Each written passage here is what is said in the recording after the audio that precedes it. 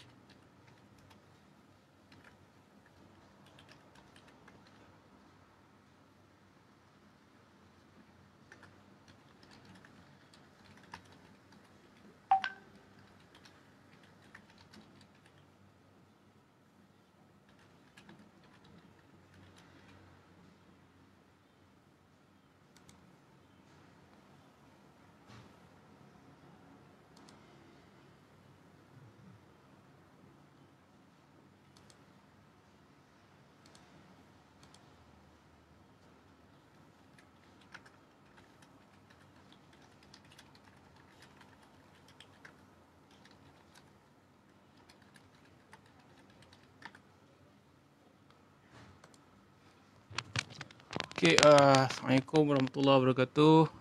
Terima kasih kepada yang menonton. Solihi Abdul Latif, salam. Terima kasih. Amir Razaki, terima kasih. Syamin Afiq, terima kasih. Fadil Zainuddin, saya betul hari ni. Terima kasih, saudara. Faisal Muhammad, terima kasih Bang Faisal. Okay, kita akan start sebentar lagi. Kita apa? Okay, ya bagi kita sedih ya, Fadil. Kita dikejutkan dengan kematian saudara kita, saudara Farhan Azman, aktivis Parti Murubah, kan. Apa nama,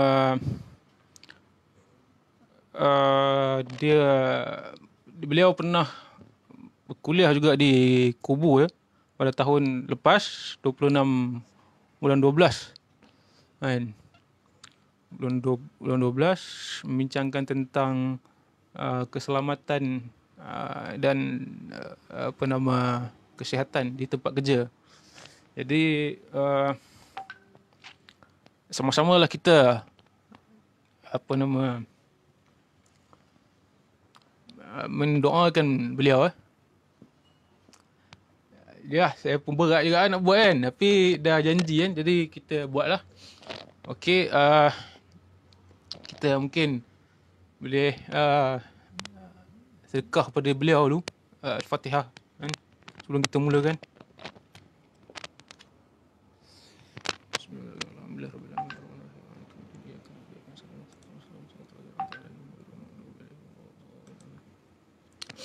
Okey, baik, saya ingat saya kat situ sebab kita nak teruskan juga kuliah pada malam ni.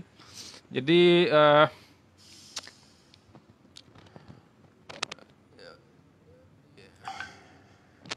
ini buku dia, Jawahirul Rahmat, Islam Alternatif kan. Dan susahlah, saya pun dah tak ingat beli kat mana buku ni. Apa nama, tak ingat lah, memang ada kat Indonesia ke ataupun kat mana. Jadi saya fikir nak buat benda ni dah lama lah, saya Islam Alternatif ni kan, tapi baru berkesempatan kan. Okey, jadi telah saya baca lama buku ini dan habis kan, dan kali ini kembali dibaca balik dan masih menarik, masih segar wawasan Jalaluddin Rahmat atau biasa dipanggil sebagai Kang Jalal. Masih bertenaga dan punya daya intrik. Jadi saudara-saudari sekalian, jika ada macam keraguan ataupun rasa Islam yang dibincangkan selama ni tak berapa mendalam, tak berapa best. Kan? Berulang. Saya sarankan buku Jalaluddin Rahmat ini untuk dibaca. Sebab sekali lagi saya baca pun masih lagi unik. Masih lagi rasa hidup dan basah buku ini. Okey. Jadi buku ini berketebalan 296 muka surat. Kan? Kalau selalu saya bincang, saya pukul rata semualah. Tapi saya rasa ada bahagian-bahagian awal ni yang perlu dikupas bab demi bab. Kan? Jadi saya ingat begitulah yang saya akan ulas. Bahkan saya akan masukkan dengan kata pengantar pun saya akan bincangkan kat sini. Jadi untuk sesi ini saya mahu bincangkan 100 muka surat pertama sahaja. Kerana wacana Kang Jalal ini luas dan melebar. Okey, maknanya 296 muka surat ni kalau ada permintaan lagi lepas ni, maknanya mungkin kita akan buatlah. Maknanya Islam Alternatif karya Kang Jalal ni untuk dibincangkan siri 2 dan siri 3 lah. Tapi jika tak ada, maka tak ada lah. Okey. Jadi Islam alternatif ni apa sebenarnya? Baik. Islam ni kalau kita tengok dia selalu dilihat dari perspektif ritual semata-mata. Semayang, puasa, haji, gerakan-gerakan dalam solat, berapa rukun puasa dan sebagainya. Jadi itu ritual, berdoa. Tetapi ada sudut lain yang jarang dibincangkan atau dikuliahkan di masjid-masjid, di surau-surau. Apatah lagi di Malaysia lah. Pengarang ini adalah orang Indonesia, tapi di Malaysia pun adakah perbincangan tentang intelektual, tentang sosial dibincangkan? Bukan masalah sosial, tapi tentang sosial. Masalah sosial itu bersifat rungutan. Tapi kalau dalam bab intelektual, kita selalu sebut bila tokoh-tokoh kebanggaan Islam ni Al-Farabi, Ibn Sina, Ibn Rushd, tapi tokoh ini tidak dibincangkan pun dalam masjid. Orang Islam sendiri yang mensekularkan ajaran dia. Dia sendiri tak bincang tokoh-tokoh ni.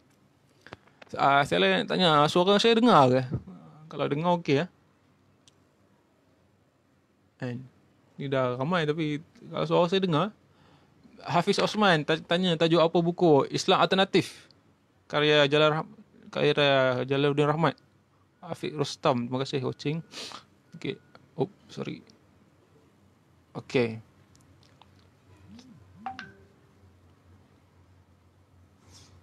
Okey Okey, baik, dengar baik. Terima kasih. Jadi benda itu yang selalu dibincangkan. Sedangkan tokoh-tokoh yang selalu dijadikan nama dalam kelas, Ibn Sina, Al-Farabi, 5 Farabi, 6 Farabi, itu tidak pula dibincangkan. Jadi orang Islam sendiri, dia sendiri yang mensekularkan, mengasingkan tokoh-tokoh mereka tadi. Okey, terima kasih.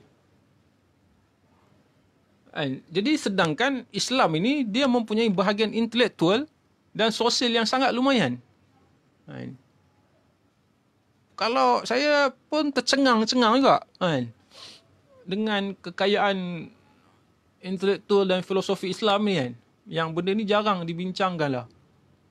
Jadi kalau saudara tengok, saudara ialah bila kita tengok Islam ni, kita tengok ustaz-ustaz kita yang tak berapa cerdik kan.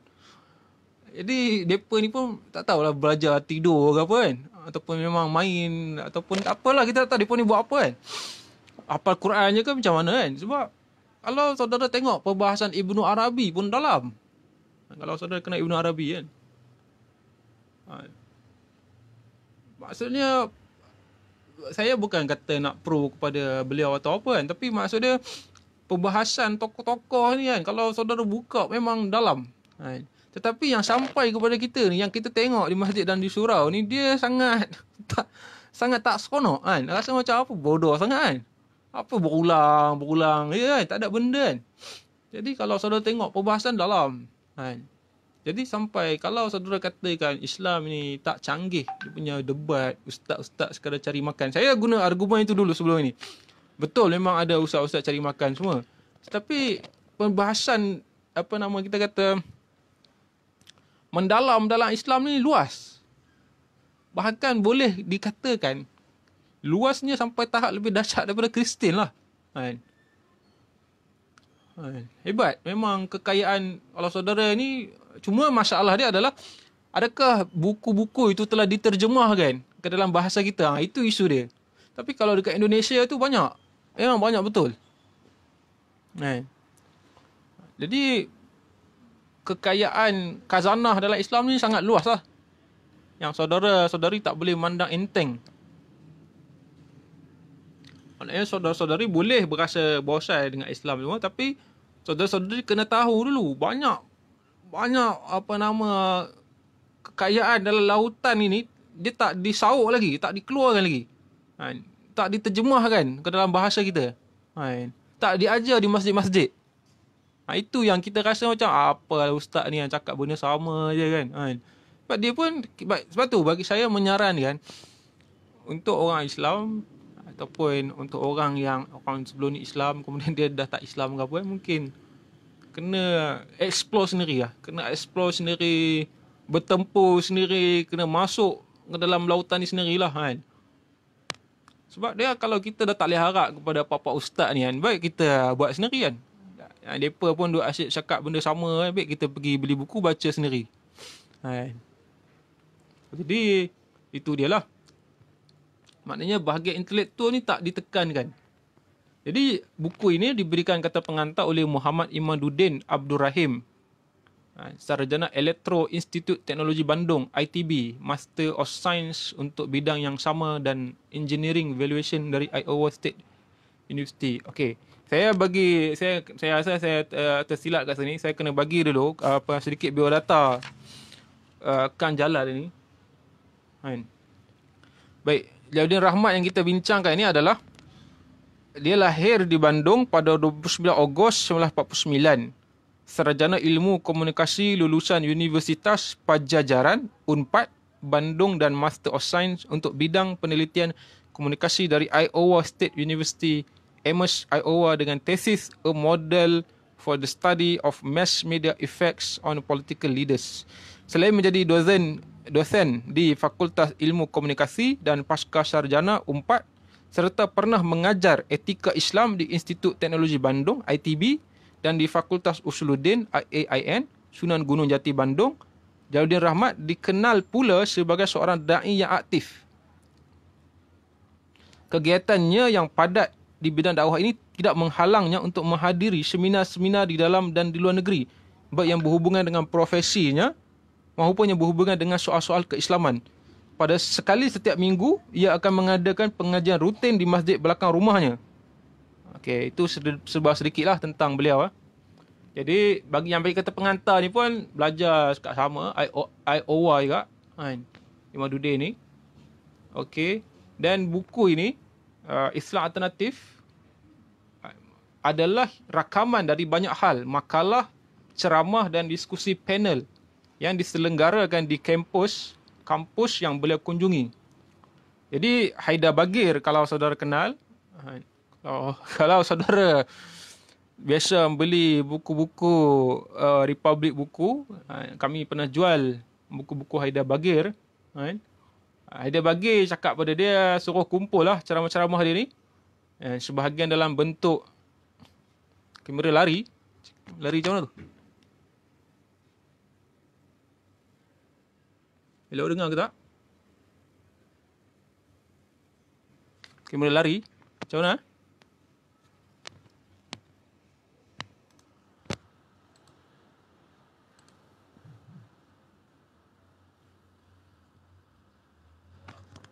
Kamera lari ke? Saya kena check sekejap. Kadang Khalid cakap ni kadang tak perasan lah.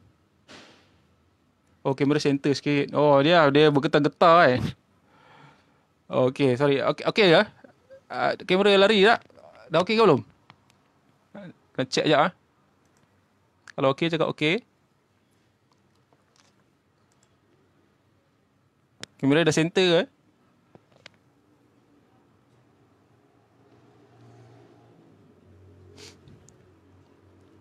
Sekejap saya nak check sekejap. Zam, kamera dah okey ke? Okey, baik. Sorry dia bergetar-getar ni. Okey, baik.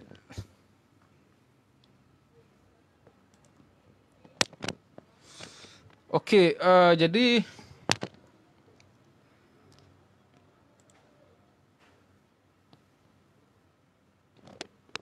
Amir Zarif, sekarang nampak dinding lagi tak? Kan, sorry. Kan, saya pakai meja ni, dia kadang dia bergetar-getar. Okey tak? Kalau okey, okey lah. Kalau tak okey, bagi tahu. Jadi buku ni adalah rakaman, apa nama, dalam bentuk tulisan, kaset dan sebahagian coretan yang hampir tak terbaca menurut Jalaluddin Rahmat lah. Jadi Haidar bagi suruh dia kumpul. Jadi orang dulu belum nampak dinding atau siling bumbung. Mana? Kejap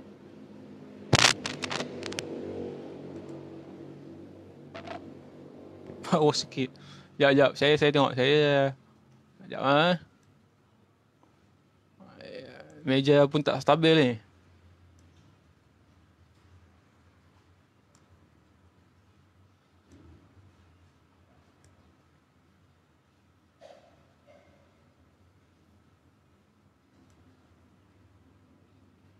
Masih dinding. Sekejap Saya tengok okey ya. Oh sikit. Sekejap. Saya tengok. Sekejap Saya tengok okey ya. Stabil ni.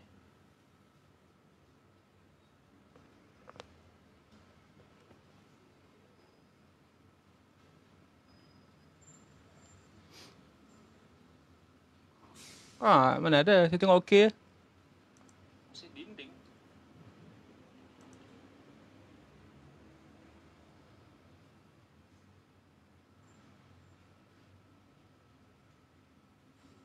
Mana ada. Saya tengok okey.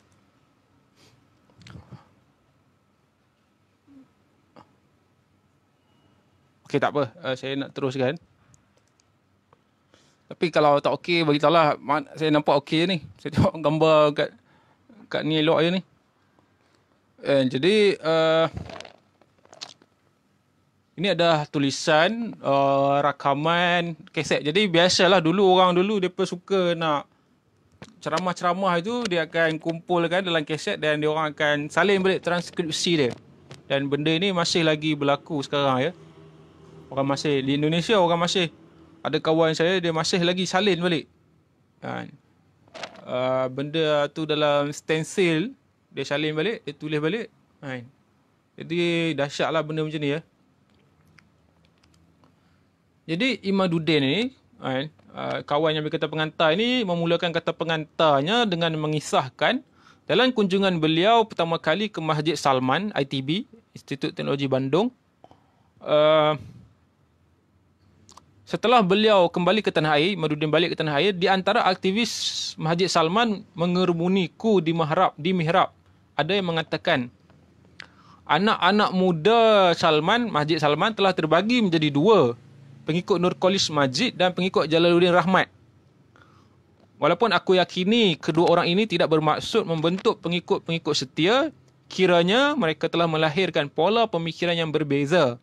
Dan berbeza dalam pemikiran bukanlah sesuatu yang harus disesali. Jadi saudara kalau pernah dengar Nurkolis Majid yang selalu dianggap sebagai tokoh Islam liberal, ini dia satu lagi sosok, Jalaluddin Rahmat. Saya tak tahu adakah Jalaluddin Rahmat ini dibincangkan meluas di Malaysia. Saya rasa macam tak saya jarang dengar lah sebab ini pun kalau tanya saya mana saya kenal, saya tengok daripada bacaan, bukan saya pergi dengar ceramah. Ustaz tak pernah cerita pasal Jalaluddin Rahmat ni kan. Jadi benda ni cari sendiri lah. Jadi kalau saudara pernah dengar Nur Khalif Majid, sebab orang Malaysia memang berbulu lah dengan Islam liberal kan. Jadi Jauhadin Rahmat ni tak ramai orang kenal. Tapi di Indonesia dia ni kira pair dengan Nur Khalif Majid lah. Okey. Jadi Kang Jalal atau Jauhadin Rahmat dalam buku ini mencuba menampilkan pemahamannya mengenai Islam. Jauhadin Rahmat nampak kecewa dengan pemahaman Islam yang terlalu berpusat pada aspek ritual dan melupakan aspek sosial dan intelektual. Dia kecewa bila Islam ni selalunya tengok benda-benda ritual aja. Benda sosial, ya sosial. Saudara kata sosial ni apa? Kau tak jelaskan lagi kan?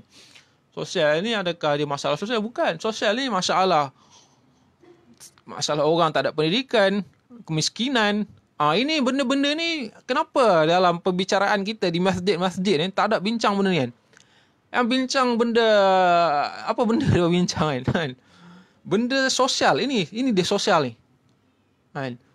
Orang tak dapat pendidikan, gaji upah murah, kemiskinan, benda ni ialah benda sosial yang saya rasa tak ada dibincangkan. Sebab sosial yang dicakapkan ini selalu orang akan kata ini politik. Ya betul, sosial yang dikatakan ini memang menyangkut benda-benda politik. Benda struktur, polisi. Tapi jarang dibincangkan.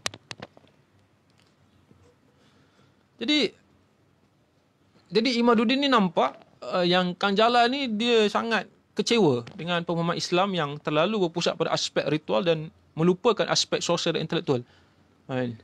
Dan menurut Imaduddin, bila dia tengok Kang Jalal begitu, dia bagi kata pengantar, dia bagi kata pengantar yang agak kritikal lah dengan tulisan Jalal.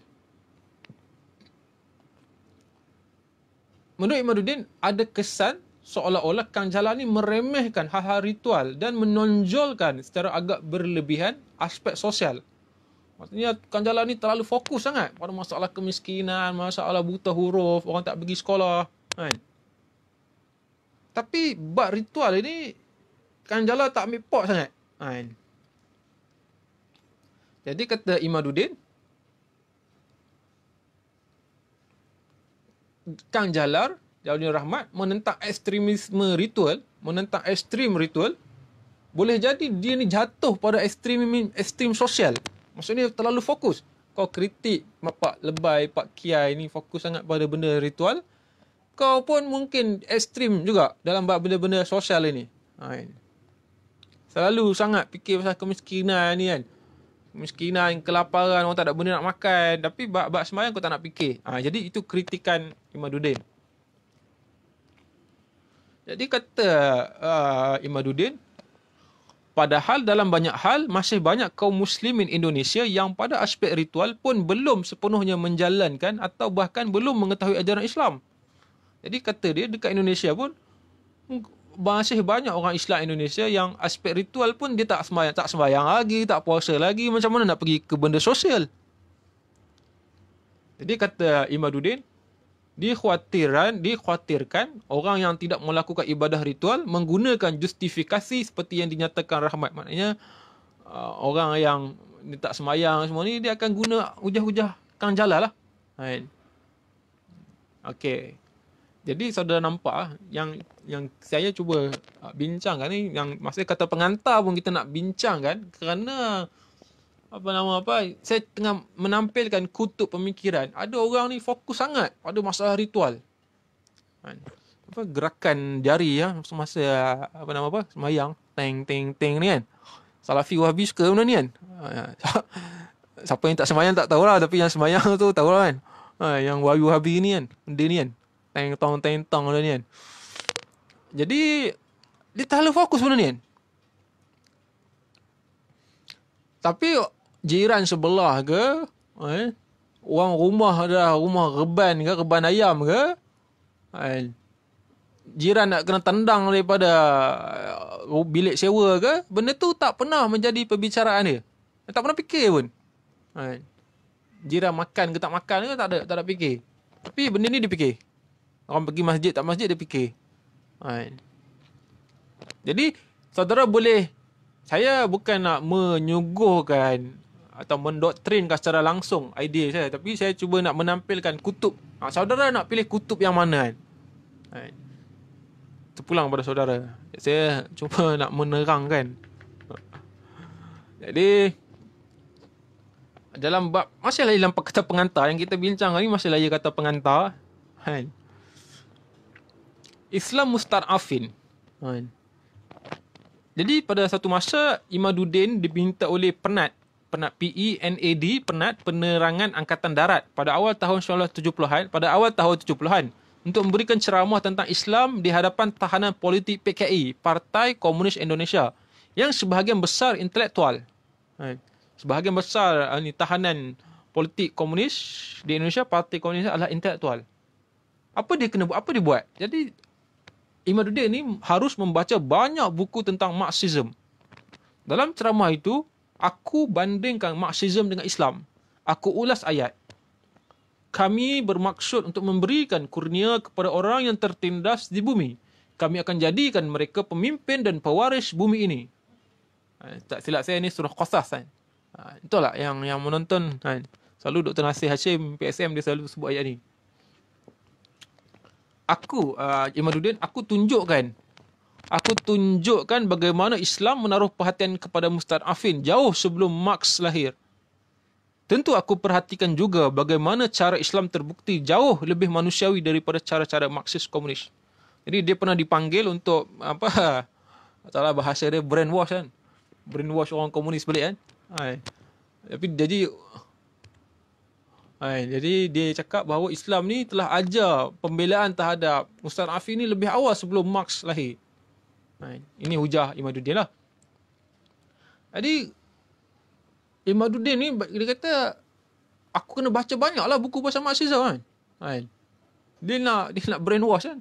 Jadi itu dia punya inilah. Dia punya hujah kan. Dia ni pastilah bukan Marxis kan, Imaduddin ni kan. Sebab dia dah ditugaskan oleh Penat untuk nak bercakap, nak bagi ceramah agama pada geng Marxis ni. Maknanya dia bukanlah Marxis. Jadi tapi Imaduddin ni kritis. Jadi dia kata, mampukah para kiai lulusan pesantren berbicara sejauh itu?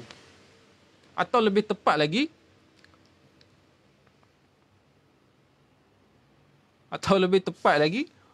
mampukah sistem pendidikan Islam sekarang melahirkan ulama yang kritis, analitis dan berjiwa terbuka? Kita melihat, baik di Indonesia maupun di Timur Tengah, calon-calon kiai hanya belajar menghafal buku. Dan buku ini cetakan akhir dia adalah September 2003. Tapi dia telah menulis ni pada tahun 1986. Calon-calon kiai menurut Imaduddin hanya belajar menghafal. Mereka mendalami buku-buku klasik yang secara berangkai disyarahi lagi. Tulisan-tulisan jarang menampilkan pemikiran original, tetapi hanya mengulang-ulang memproduksi yang sudah ada. Tidak hairan apabila Fazlur Rahman melemparkan kritik yang sangat tajam kepada ulama-ulama Islam. Jadi itu dia sebut pasal Islam mustad'afin. Dia kritik lah pandangan sosial yang dibawa oleh Kanjala ini.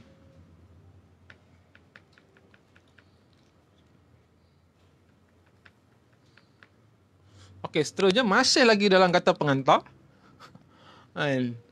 Kita belum berganjak jauh lagi, kita masih di kata pengantar. Dalam sunnah dan syiah. Sebab Kanjala ini biasa dianggap syiah lah. Dituduh syiah. Saya rasa dia tak mengaku kot. Saya kat sini, saya nampak ada saudara Longfa. Jadi mungkin boleh betulkan saya kalau saya salah. Saya rasa saya tak pernah dengar lagi Kanjala ini mengaku dia syiah. Walaupun ada kedekatan dia dengan syiah. Okey. Kata Imaduddin lagi, Rahmat Kanjala mengemukakan konsep kepimpinan berdasarkan pemahaman golongan syiah yang authoritarian. Menurut Imaduddin, konsep kepimpinan syiah ini authoritarian.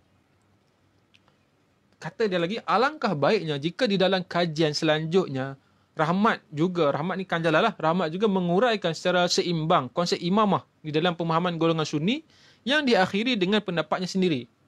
Maknanya Tak apa lah, kau cerita pasal Syiah punya konsep, kemudian kau cerita Sunni punya konsep tentang imamah apa. Ada kata long far ke long tiger. Long far kawan saya. Kan? Okay. Jadi cerita pasal Syiah punya konsep imamah, kemudian cerita pemahaman Sunni tentang imamah, kemudian bagi pendapat sendiri. Itu kata Imaduddin.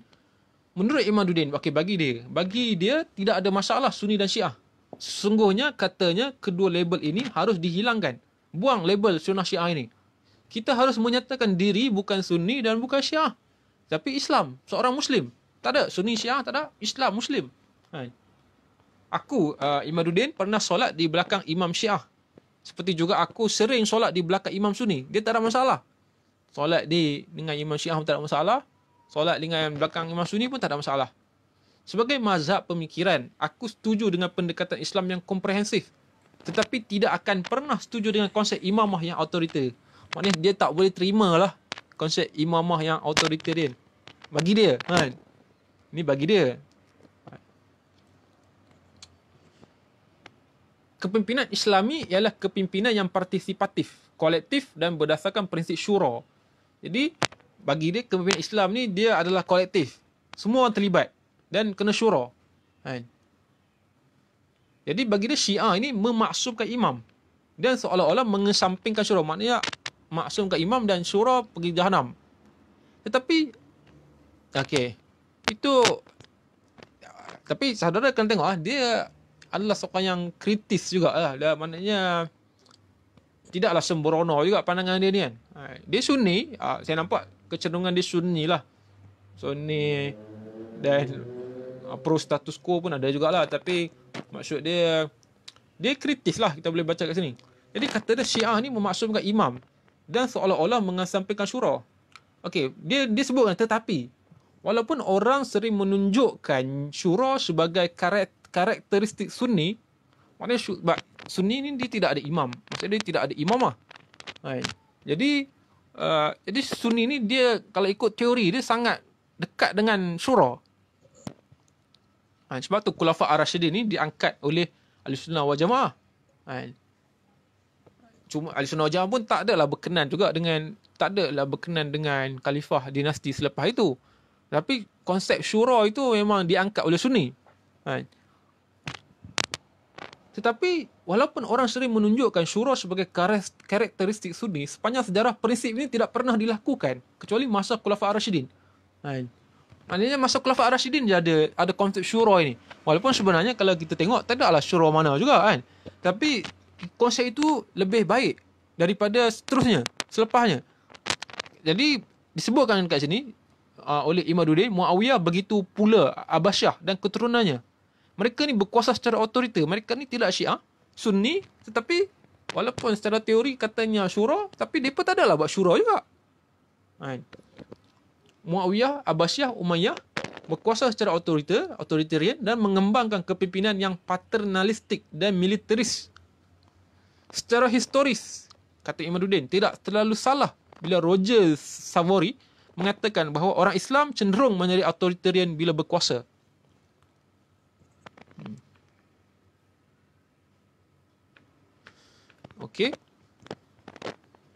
Imaduddin dia berkata, dia tidak berkeberatan dengan hujah orang Syiah bahawa pemimpin Islam haruslah orang yang memiliki autoriti dalam ilmu Islam, faqihah. Maksudnya faqih, orang-orang yang alim. Dia tak ada masalah. Tapi bahkan kita ragu untuk mengatakan hujah ini adalah hujah khas Syiah. Maksudnya bukan Syiah saja yang cakap pemimpin ni kena autoriti, kena faqih. Bukan. Bahkan dia sebut kat sini, Maududi dan ulama-ulama Sunni sebelumnya berulang kali menegaskan syarat faqihah. Maksudnya nak jadi pemimpin mesti faqih. Mesti orang alim untuk menjadi pemimpin Islam. Tapi yang problem dia, yang membezakan konsep faqih Sunni menurut Imaduddin dengan Syiah adalah dia tak boleh terima kemaksuman tadi. Kemaksuman cannot go. Kemaksuman tak boleh. Nabi sendiri hanya maksum dalam menyampaikan risalah, tetapi tidak maksum dalam perbuatannya sehari-hari. Menurut Imaduddin, hujah dia. misalnya Nabi pernah ditegur kerana bermuka masam kepada orang buta atau kerana mengharamkan sesuatu yang dihalalkan demi mempersenang hati isteri beliau. Saya dengar bunyi tadi, saya nak tengok sekejap bunyi apa itu. Kadang takut bunyi itu video tak kena kan. Jadi saya kena tengok okey, baik. Jadi Nabi pun kena tegur. Jadi dia tak boleh terima konsep ini maksum pula. Dah tak ada apa cacat celah ni. Nabi pun kena tegur. Ini hujah dia. Saya membaca sekali lagi dan saya rasa hujah ni ada kekuatan dia. Kan? Macam mana kita kata apa nama? Nabi itu sendiri sebagai rujukan, dia pun pernah ditegur tapi imam maksum.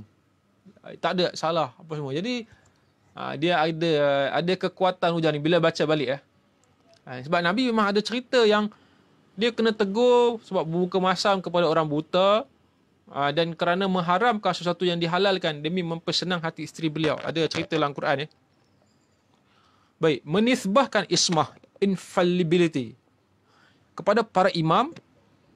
Ismah tu maksum lah.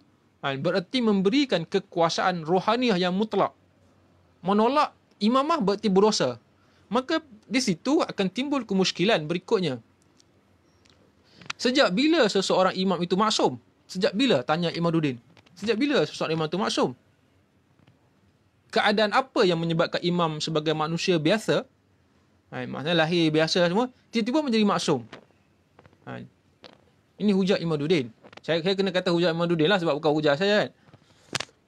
Lihatlah bagaimana tidak logisnya seorang kardinal. Ini dia bagi argumen lain. Lihatlah bagaimana tidak logisnya seorang kardinal yang biasa tiba-tiba menjadi infallible. Begitu ia diangkat sebagai paus. Persoalan ismah ini sangat krusial dan sukar diterima akal sihat. Ini Imaduddin lah. Maknanya dia tak boleh terima. Saya rasa tidak ada habis lah kata pengantar itu. Kan? Tapi cuma saya rasa dia ada kekeliruan sedikit tentang konsep imamah yang Syiah ni. Okey saya rasa ramai juga orang keliru konsep imamah Syiah ni kan. Okey, tapi saya baca dia punya argumen dulu sebelum kita pergi ke bab 1. Sebab ini baru perkata pengantar. Pengantar yang saya rasa menarik untuk kita bincangkan. Jadi satu hal lagi yang perlu dicatat dari kepimpinan Syiah. Kepemimpinan Syiah. Pemimpin di kalangan mereka lahir lewat seleksi alamiah. Ini bererti kemungkinan kemaujudannya sangat kecil. Berapa kali dalam 100 tahun muncul orang seperti Khomeini misalnya. Kemuskilan ini menyebabkan pergantian kepimpinan terjadi oleh manusia. Saya rasa, yang saya faham, saya rasa dia cuba katakan bahawa Imam Khomeini itu adalah imam yang dimaksudkan oleh Syiah. Tak tahulah berapa ramai orang dekat sini yang menonton ini dan akan menonton nanti berfikir benda yang sama. Sebab nama Imam Khomeini kan disebut sebagai Imam Khomeini. Sebenarnya bukan. Imamah yang dimaksudkan oleh Syiah tu bukan Khomeini itu. Walaupun nama dia imam. Saudara kena faham. Bukan dia itu imam yang dimaksudkan dalam Imam 12 Syiah itu bukan. Imamah itu adalah kalau ikut Syiah 12 itu Imam 12 itu. Tak ada nama Khomeini pun. Keturunan Nabi lah. Betul, Khomeini ni ada keturunan Nabi tapi dia bukan imam yang dimaksudkan itu. Dia Imam Khomeini membuat konsep wilayatul faqih. Mereka menunggu imam ghaib datang. Jadi nak menunggu itu buat satu konsep wilayatul faqih. Bukan Imam Khomeini itu imam yang dimaksudkan oleh Syiah. Saya tak tahu adakah itu yang dimaksudkan ni, tapi yang saya, kalau betul pemahaman saya, betul apa dia cakap begini, maknanya salah lah. Sebab Imam Syiah itu, ismah tu, maksum tu bukan Khomeini tu. Khomeini tu tidak maksum. Kalau ada, tapi itulah kan, ada. Tak mungkin lah kan kawan-kawan Syiah nak berbetul kan, sebab Syiah bertakiyah kan. Jadi tak mungkin Syiah nak betulkan saya kan. Tapi kalau saya salah dalam bab ni, tolong betulkan saya. Sebab yang saya tahu, yang saya faham tentang Syiah adalah imamah Syiah itu bukan Khomeini itu. Khomeini tidak ada kena-mengena dengan imamah itu. Khomeini tidak maksum, tidak infallible. Jadi itu dulu. Sekian untuk bab kata pengantar. Kita pergi ke bab lain. Ni siri ni lah, kalau ada permintaan teruskan lagi kita boleh, kalau tak ini adalah yang terakhir lah untuk Islam alternatif Kang Jalal ni. Baik. Kejap ya, saya kena minum sat.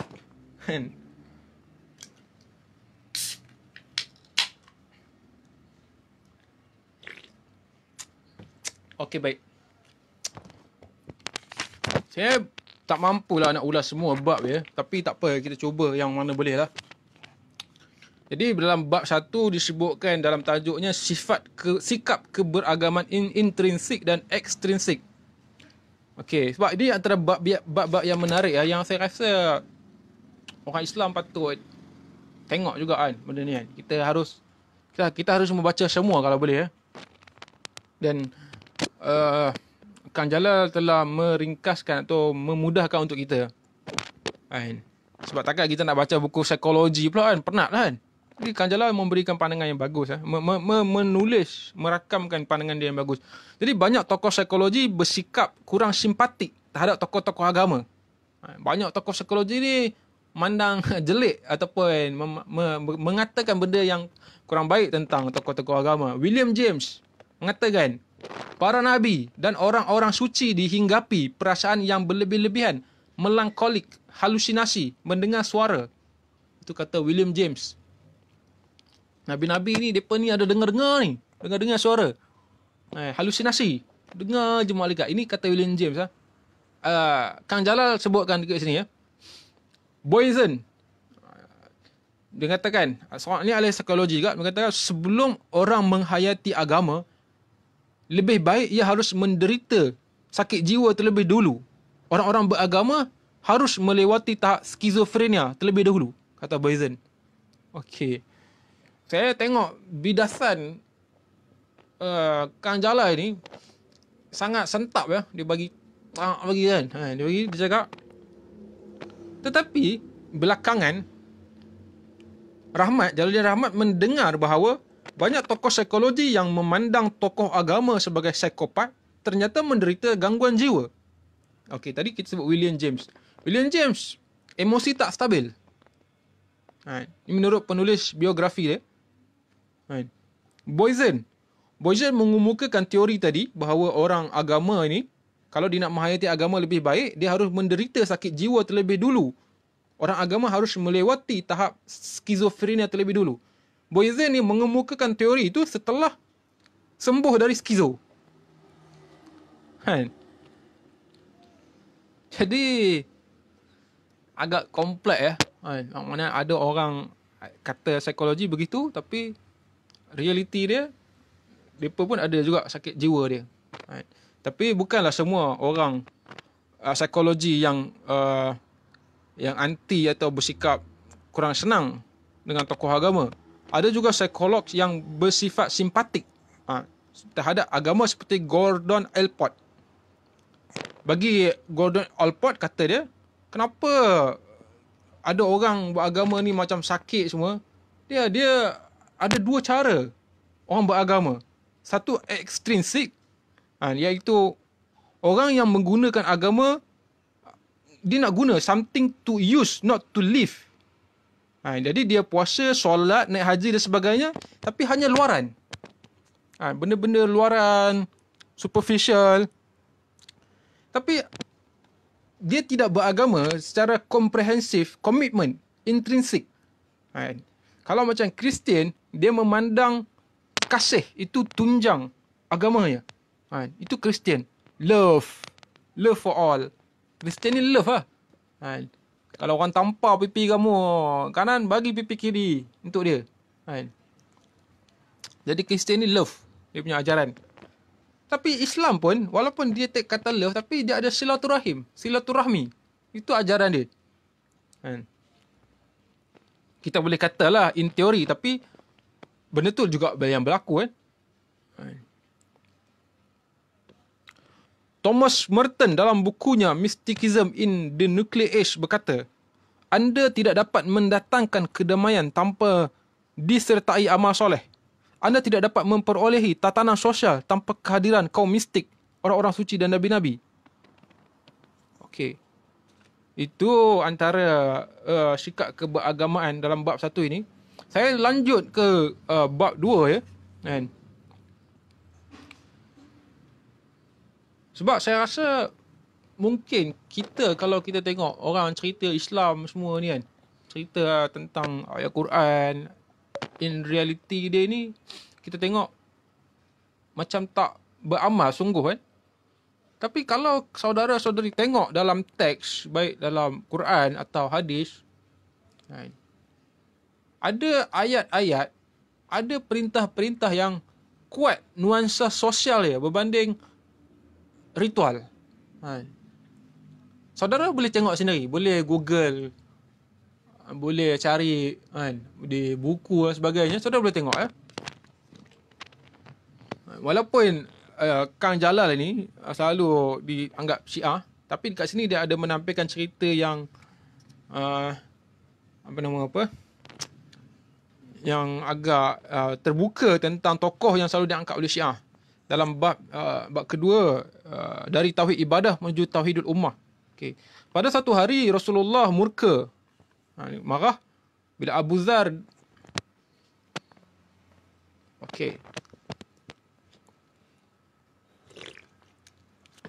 Rasulullah murka bila Abu Zar dan Bilal bin Rabah bertengkar.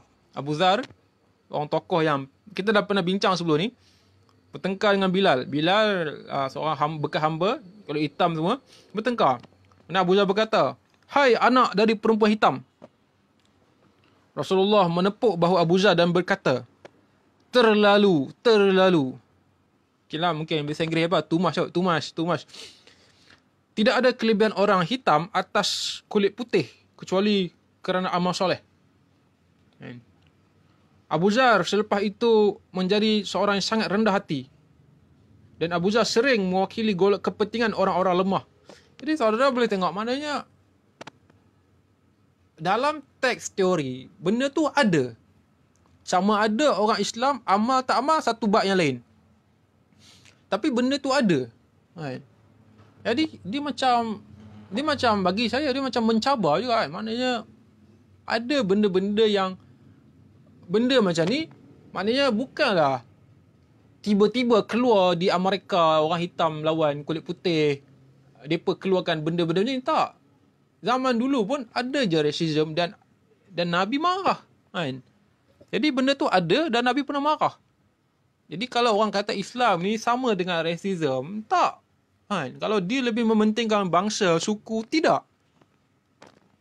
Abu Zar itu orang Arab Badui yang jauh, dan Bilal itu adalah hamba kulit hitam. Diangkat jadi muazzin. Jadi dimensi sosial Islam ni, saya cakap terang ya, dimensi metafizik Islam ni, benda-benda gaibiat ni susah nak dijelaskan. Saya pun mungkin akan kematian hujah kalau berhujah dengan orang ateis cekai boleh lah kan. Tapi kalau yang jenis saintis semua, saya rasa saya pun clueless juga kan.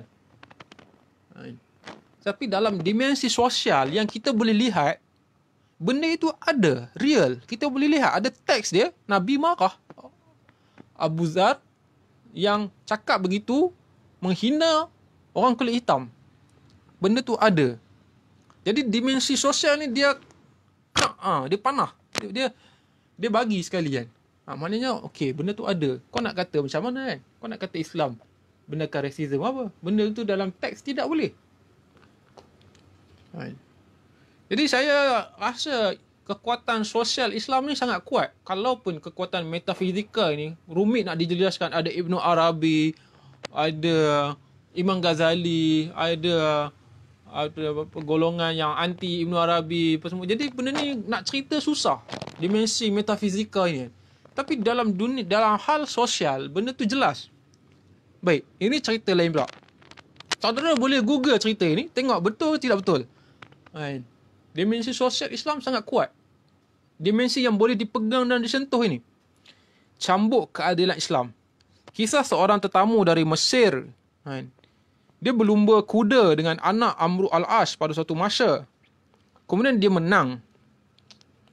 Bila dia menang, anak Amru pukul tetamu tadi, orang tadi. Orang ini pergi jumpa Umar Al-Khattab yang memerintah pada masa itu. Dia berkata dia kena pukul dengan anak Amru. Dan anak Amru kata, aku anak gubernur Mesir. Kan? Umar Al-Khattab mengirim surat pada Amru, suruh datang ke ke Makkah.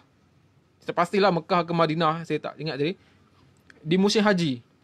Bila Amru dengan anak dia datang, Umar meminta lelaki tadi, tetamu tadi, untuk mencambuk anak Amru.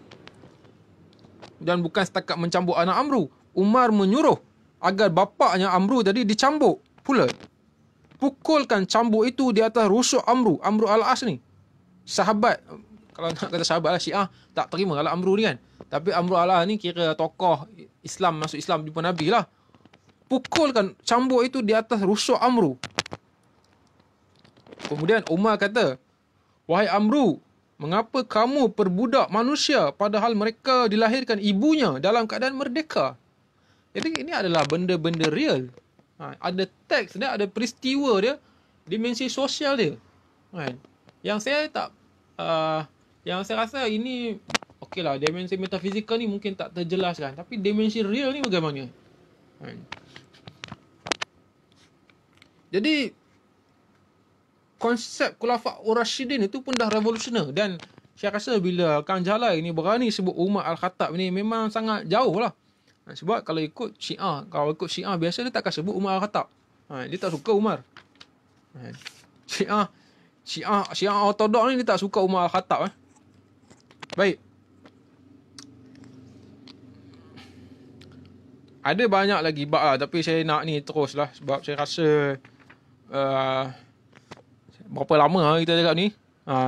Dah dekat sejam kan? Tapi tak apa, ada berapa lagi saya nak ni. Ada berapa bab penting yang saya nak cuba bincangkan dekat sini.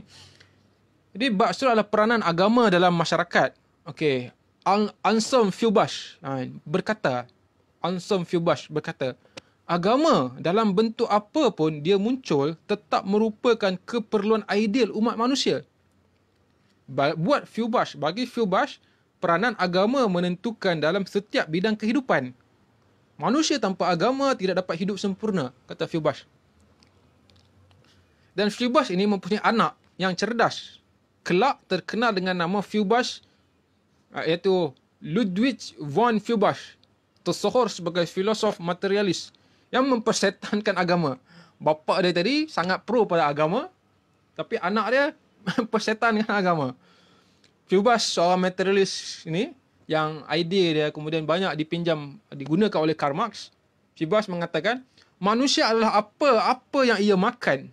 Makanan menentukan kehidupan manusia, termasuk kehidupan beragamanya. Ini filosof materialis yang sangat mempengaruhi Karl Marx. Baik, itu permulaan ya. Jadi di kalangan Islam ni ada yang menonjolkan dimensi ritual. Fokus pada sunnah dan bid'ah.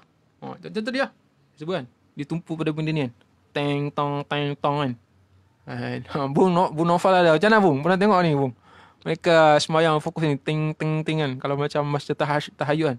Sebab katanya benda ni dia akan memukul syaitan. Benda ni boleh memukul syaitan. Jadi itu macam mana kan? Mereka fokus benda ni. Kemudian fokus pada benda apa lagi kan? Pada benda ni. Nampak? Macam ni. Tak tangan kat sini ke? Tak tangan kat sini. Kemudian kain. Isbal ke tak isbal? Melabuhi tumit atau tak melabuhi tumit? Jadi fokus pada mereka ni, pada benda-benda ritual. Too much. Tetapi tidak peka pada masalah sosial. Orang miskin. Nak makan apa esok, nak kena halau, tak ada kerja. Ini tak tidak pula jadi perbicaraan mereka. Makasih Bung Naufal. Ya. Jadi benda ni tidak jadi satu perbicaraan dia. Orang miskin, orang lapar, orang tak ada benda, tak ada pendidikan, sekolah mahal.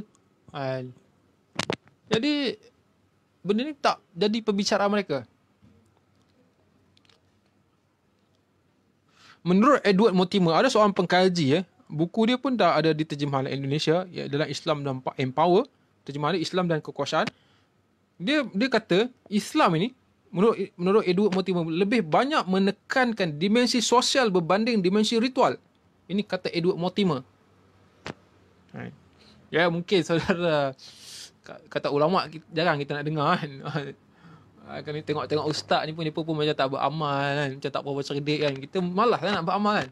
Tapi kata pengkaji ni, Edward Mortimer kata Islam lebih banyak menekankan dimensi sosial berbanding dimensi ritual. Kan? Solat selalu dikaitkan dengan zakat dalam banyak ayat Quran. Kalau saudara tengok ayat Quran, solat mesti ada zakat.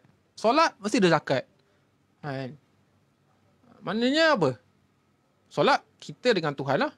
Tapi zakat ni kita dengan manusia. Maknanya dia ada satu hubungan. Hablum minallah, hablum minan nas. Dia ada, maknanya saudara boleh tak setuju nak menjadi ateis, agnostik, apa pun. Tapi benda ni ada, tertulis. Jadi kita macam, kenapa kau solat dan kau nak kena sembahyang? Kenapa kau sembahyang kau nak kena zakat kan? Kenapa ayat tu selalu ada? Kan? Jadi untuk orang yang memikirkan, dia rasa okey lah, aku mungkin tak dapat menjelaskan tentang metafizikal lah, kenapa Tuhan buat semua benda ni kan.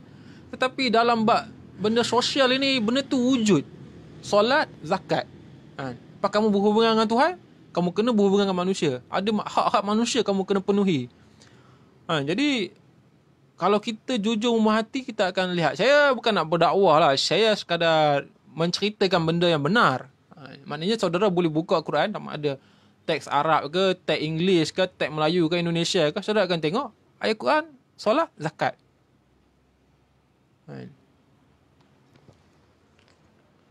Okey, ini pula dalam hadis.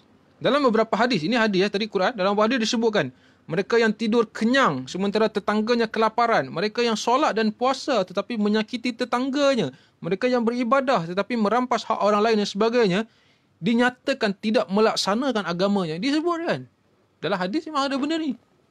Jadi hal-hal ritual, hal-hal sosial ni banyak disebutkan. Dan kalau kita tengok yang banyak masuk Islam awal tu adalah golongan apa? Yang banyak menyertai golongan agama ni di peringkat awal ni siapa? Selalu adalah golongan-golongan hamba, golongan-golongan tertindas.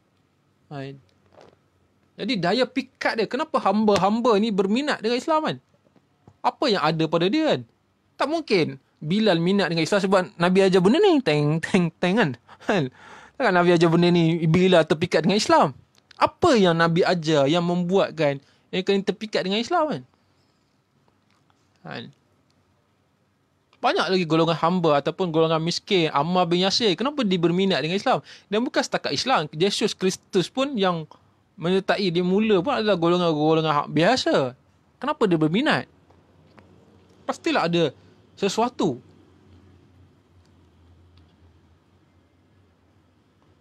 Dan ada hadis qudsi, saudara boleh cari, ada qudsi menyebutkan salah satu tanda orang yang diterima solatnya ialah menyantuni orang-orang lemah, menyayangi orang miskin, anak yatim, janda dan orang yang mendapat musibah.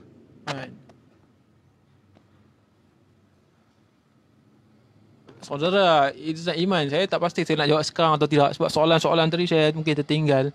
Tapi kalau sebab saya nampak soalan ni timbul ni, jadi saya cuba ni pendapat saudara.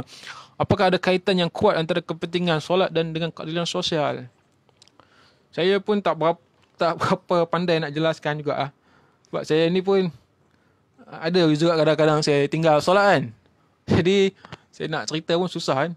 Jadi cuma saya kata benda tu ada kan, solat, zakat. Apa? Kalau kita kata itu teks Tuhan, maknanya golongan golongan literalis kan selalu cakap ni ayat Quran, ni adalah ayat Tuhan, ayat suci dan sebagainya. Maka dia harus memikirkan kenapa Tuhan sebutkan solat dan zakat dalam ayat yang sama. Saya tak ada jawapan. Saya nampak kenapa benda tu ada kan. Boleh je tolak lepas solat. Lepas solat puasa. Lepas puasa buat benda lain pula kan. Ataupun lepas solat wirid. Boleh tak? Lepas solat wirid. Lepas wirid apa lagi kan? Nak baca Quran. Baca hadis. Tapi lepas solat zakat. Kan? Saya rasa benda tu mestilah ada maksud dia kan.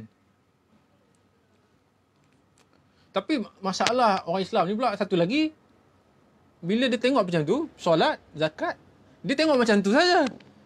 Lepas solat, dia zakat. Dia apa nama? Bagi zakat berapa je, RM1 berapa? RM5, RM8, saya tak tahulah. Zakat berapa bayar. Bagi macam tu takkan selesai masalah kemiskinan. Maknanya bukan sekadar zakat. Maknanya perlu ada satu mekanisme untuk memikirkan bagaimana nak menghapuskan masalah kemiskinan. Itu objektif zakat. Bukan bagi zakat, tapi masalah orang miskin ni tetap wujud, tetap ada. Orang tak ada rumah, tak ada kerja. Jadi, saya rasa memang dulu semua solat zakat. Tapi siapa takat sekarang, orang miskin banyak ni yang bayar zakat berbilion-bilion, bukan bilion lah, bermilion-milion, berjuta-juta ni.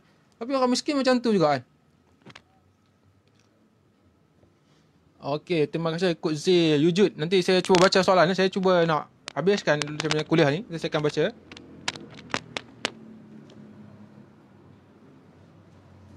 Okey.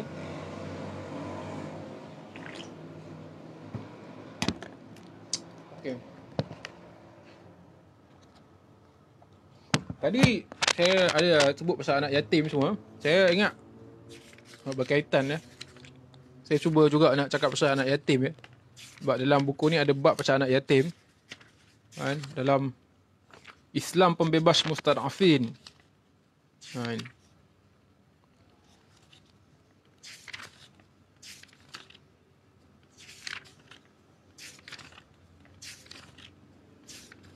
Jadi sebab baru ni kawan kita meninggal ya. Jadi dia tinggalkan anak kecil dan marilah sama-sama memikirkan tentang nasib anak dia, yatim piatu ya. Sekarang kita boleh menyumbang sedikit sebanyak. Jadi dalam bab ya anak yatim dalam Al-Quran dan As-Sunnah. Baik, menurut Fazlur Rahman, seorang ulama dia kata di antara misi terpenting Islam, major themes of Al-Quran ialah membela, menyelamatkan, membebaskan, melindungi dan memuliakan kelompok du'afa dan atau mustad'afin, yang lemah atau yang dilemahkan, yang menderita atau yang dibikin menderita. Dalam sebuah hadis qudsi diriwayatkan bahawa Allah hanya menerima solat dari orang-orang yang menyayangi orang miskin, ibnu sabil, wanita yang ditinggalkan suaminya dan yang menyayangi orang yang mendapat musibah. Ketika Nabi Musa AS bertanya kepada Allah SWT, Tuhanku, di mana aku harus mencarimu? Allah Azza wa Jalla menjawab, carilah aku di tengah-tengah mereka yang hancur hatinya. Di antara kelompok du'afa ini adalah posisi anak yatim. Anak yatim menduduki urutan pertama. Kata yatim dan yatama dan derivat lainnya dari kata itu disebut 23 kali dalam Al-Quran. 23 kali ya disebut pasal anak yatim dalam Al-Quran. Sedangkan kata pembesar, kabiruhum, kubarona, akabir, hanya disebut 10 kali. Perkataan pembesar ini, yang kabiruhum, kubarona, akabir, disebut 10 kali. Dan itu pun disekaitkan dengan sifat-sifat negatif.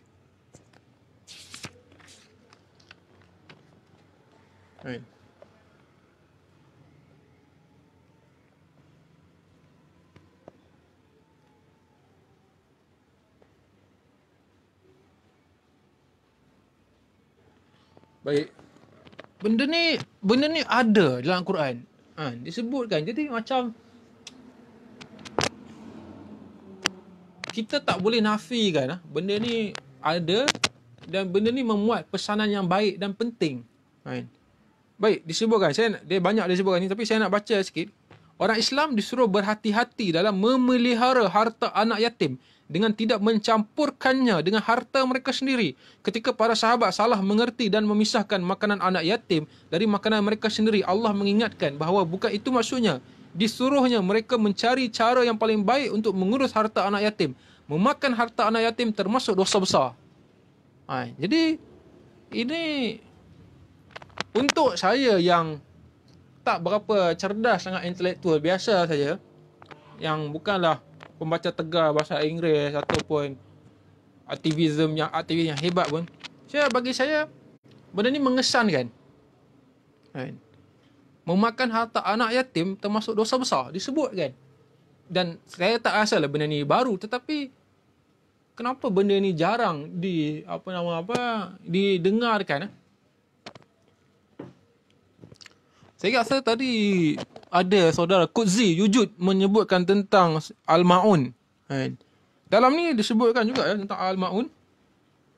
Surah Al-Ma'un ayat 2 menyebutkan bahawa orang yang menghardik anak yatim adalah pendusta agama. Yatim dan as-sunnah menyentuh dan mengusap anak yatim dipandang sebagai ibadah, suatu amal yang dapat melembutkan kekerasan hati. Barang siapa, di hadis barang siapa meletakkan tangannya di atas kepala anak yatim dengan penuh kasih sayang, maka Allah akan menuliskan kebaikan pada setiap lembar rambut yang disentuh tangannya. Sesungguhnya seorang laki-laki mengeluh kepada Nabi SAW kerana hatinya yang keras. Nabi SAW berkata, usaplah kepala yatim dan berilah makan orang miskin. Jadi benda tu ada wujud dan harus diperhatikan. Orang yang memelihara anak yatim dijamin masuk syurga. Aku dan pemelihara anak yatim di syurga seperti ini. Dan beliau memberi isyarat dengan telunjuk dan jari tengahnya lalu membukanya. Barang siapa mengambil anak yatim dari kalangan muslimin dan memberinya makan dan minum, Allah akan memasukkannya ke syurga, kecuali bila ia berbuat dosa besar yang tidak terampuni. Sebaik-baik rumah kaum muslimin adalah rumah yang di dalamnya anak yatim diperlakukan dengan sebaik-baiknya, dan sejelek-jelek rumah orang Islam ialah rumah yang di dalamnya anak yatim diperlakukan dengan jelek.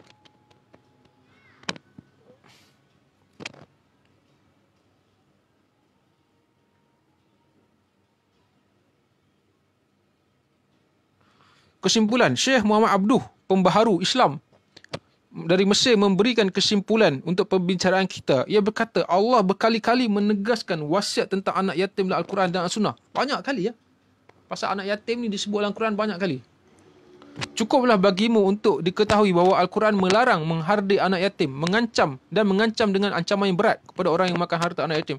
Andai kata yang menjadi sebab itu ialah kemiskinan, tentu cukuplah disebut dalam kelompok miskin. Maknanya, kalau benda ni sekadar miskin, mestilah Tuhan sebutkan orang miskin je kan.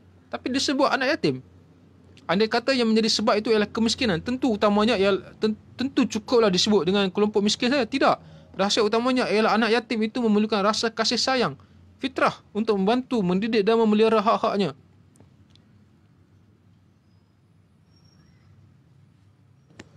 Saya rasa ini sangat mendalam ya tentang peringatan tentang anak yatim ni. Okey, saya rasa ini satu lagi bab saya nak sentuh di akhir ya, tentang Sufism dan kemiskinan perspektif baru. Okey. Saya nak tengok dulu soalan-soalan juga ada. Saya nak ni, kemudian nanti baru kita dah nak habis.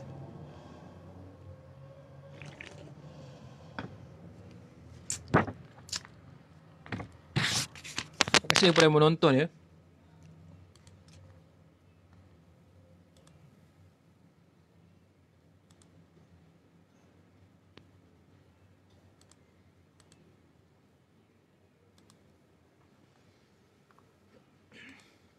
Kalau ada soalan boleh tanya dulu, sementara masih ada masa lagi.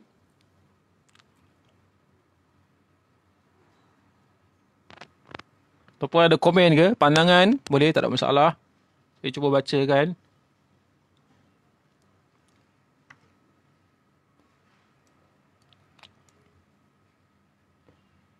Dan saya rasa ini adalah yang pertama kubu bincang tentang Jalaluddin Rahmat. Kami akan terus membincangkan tokoh-tokoh lain yang jarang dibincangkan di masjid dan surau. Kerana kami nak membuat wacana tandingan. Ada perbicaraan tentang tokoh-tokoh ini. Macam sebelum ni, kita tak pernah bincang pasal Cokro Tan Malaka. Jadi kami adakan. Yang kita bincang Jalaluddin Rahmat juga. Kita nak bincang macam-macam lagi tokoh yang susah kita nak dengar. Apalah, orang tak buat, kita buat.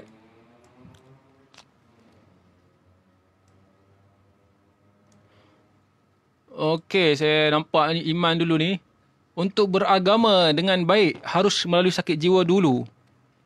Hujah ini tak mempertimbangkan faktor sosial dan ekonomi suatu agama turun.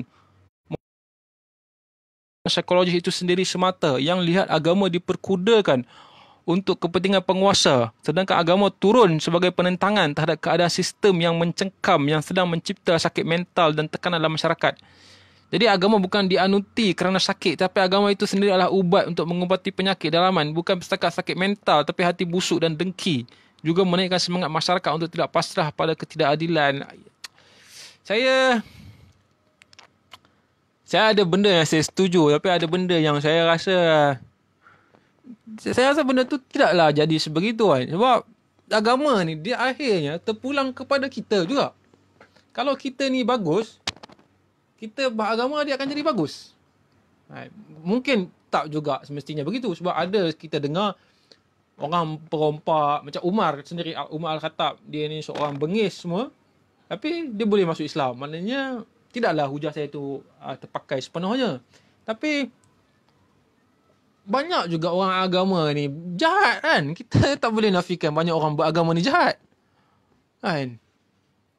IS tu jahat lah kan. Takkan kita nak kata IS tu nak menentang ketidakadilan kan. Dia macam, kita boleh kata kat sini, sebab tu saya dari tadi saya menyebutkan tentang jalur Naib Rahmat, sebab itu bukan pandangan saya. Saya ada pandangan saya sendiri. Saya boleh kata banyak benda terlalu relatif, terlalu subjektif. Ya, ada benda yang tak subjektif dan bukanlah pandangan saya benar. Tapi maksud dia, kita nak kata kat sini bahawa ada orang beragama baik, ada orang beragama jahat, ada etis yang baik, ada etis yang jahat. Dia macam begitulah, dunia ni penuh dengan simpang siur dia. Kita akan bingung jika kita selalu memikirkan. Memang bingung. Jalan terbaik kadang-kadang buat tak tahu je lah kan. Ikut je lah apa yang kita nak ikut kan. Kalau kita nak kata agama ni buat orang jadi baik, banyak orang agama je jahat. Dan banyak juga orang agama ni bukan cerdik pun. Masa COVID ni dia boleh nak pergi semayang. Saya tak maksudkan yang baru-baru ni lah. Sebab mereka pun nak semayang lah kan. Mereka pun nak semayang.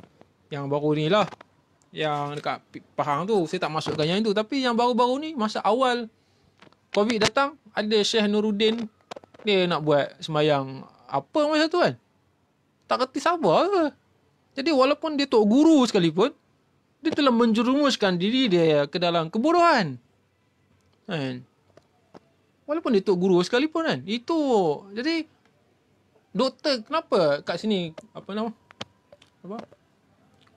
kenapa mereka tak guna ayat Quran? Fas'alu ahla zikri in kuntum la ta'lamun. Tanyalah orang yang ahli jika kamu tak tahu. Kenapa dia tak nak tanya doktor, pakar semua suruh duduk rumah, dia nak pergi juga kan. Jadi orang agama sendiri dia bukan menentang ketidakadilan, dia memperbodoh orang lagi kan. Jadi macam saya kata, ini yang saya ceritakan ni adalah hujah Yaudin Rahmat. Ada yang saya boleh pakai masuk akal, yang mungkin ada yang saya ulang-ulang tadi yang saya boleh terima. Tapi saya rasa kalau nak kata bahawa agama mestinya menentang ketidakadilan, dan saya rasa macam tidak semestinya begitu. Nanti jika saya ada masa, saya akan bincangkan buku Murad Hoffman, Menengok Kembali Islam Kita, terjemahan. Buku tu dia cuba tampilkan pandangan dia, seorang Mak Saleh Jerman kan. Dia memang dia Islam lah, dan dia mengkritik sekularisme semua. Banyak pandangan dia yang bagus.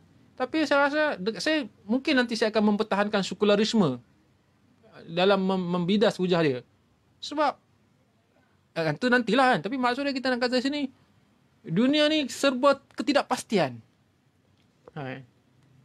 Banyak benda yang tak terselesai, yang jadi susah. Saya tak ada jawapan yang baik lah untuk Iman. Minta maaf Iman kalau saya panjang mengarut.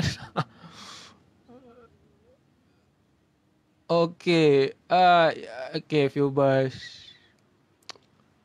Geng yang hanya fokus ritual ini, kata Qudzi Yujud, geng yang hanya fokus ritual ini barangkali lupa ayat dalam surah Al-Ma'un. Kebanyakannya solat dalam keadaan lalai. Barangkali inilah yang dimaksudkan, dan kita boleh nampak kelalaian golongan beragama yang mengabaikan kemakmuran dalam masyarakat. Ya, betul, saya setuju. Okey, saya rasa itu. Saya tengok kat sini ada soalan lagi tak? Kalau ke telefon dia saya.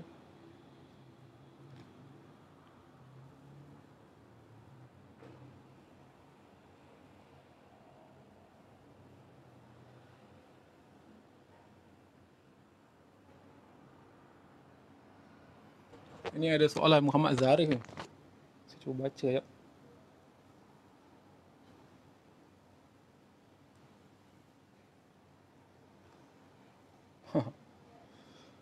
Soalan dia memang benar kan? Iman tengok Iman soalan dia. Saya cuba baca soalan dia. Muhammad Zarif. Bukan masalah fokus pada ritual sahaja saudara. Solat adalah komitmen antara hamba dan Tuhannya. Masalah komitmen kemasyarakatan. Orang tak solat pun belum tentu care masalah orang. Sama je juga. Kau buat baik macam mana pun, tapi kalau solat tak jaga, amalan lain tak dikira, nampak? Sebab tu saya kata, tak semestinya solat dia akan mencegah ketidakadilan. Dia akan fikir benda ni lah. Ting, ting, ting kan. Ting, ting, ting, ting. Jadi, nampak tak? Saya tak kata suruh saudara untuk meninggalkan solat atau tak payah sembahyang, tak ada. Buatlah apa pun yang boleh. Kan? Buatlah apa pun yang boleh. Okey, ada pada Izzah Azalan. Bro sangat malam. Mana Facebook kau? Satu lagi nama tak nampak. Facebook kau kena block. Kena report. Kan? Jadi, itu dia. Maknanya, kita boleh kata tentang kita nak lawan ketidakadilan. Jadi, kita akan pakai argumen Quran, hadis untuk mempertahankan kita punya hujah. Tapi ada orang, tak ada. Dia nak Islam macam tu saja. Dia tak nak fikir pun benda-benda lain. Jadi, susah. Jadi akhirnya yang hanya tinggal adalah saudara dan Tuhan saudara. Kalau saudara percaya begitu, saudara buat. Orang lain tak percaya begitu. Dia pun tak percaya. Dia pun tahu hidup ni untuk apa kan? Untuk menjadi babi kan. Maksud dia mereka tak fikir dah benda-benda lain. Makan tidur dan mampus. Maaf agak kasar sikit. Sebab saya rasa tengok banyak orang ni begitu ya. Dia tak ada fikir dah benda-benda lain lah.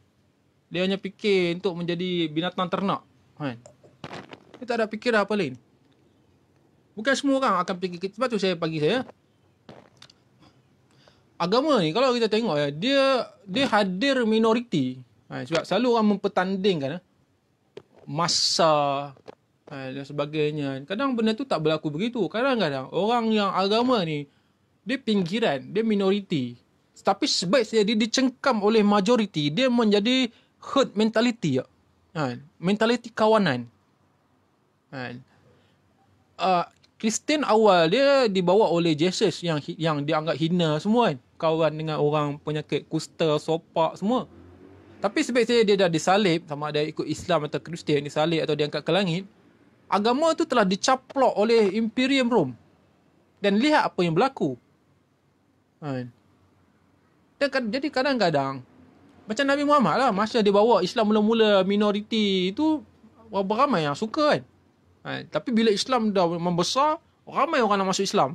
Adakah dia masuk Islam itu kerana idea keadilan tadi, ataupun kerana ramai orang masuk? Dan Islam masa tu tengah luas, agama yang popular. Jadi benda ni tidak semudah kita kata agama itu hujungnya adalah melawan ketidakadilan. Saya rasa tidak sebegitulah, sebab orang kat masjid tak lawan ketidakadilan pun. Membiarkan ketidakadilan lagi ada lah.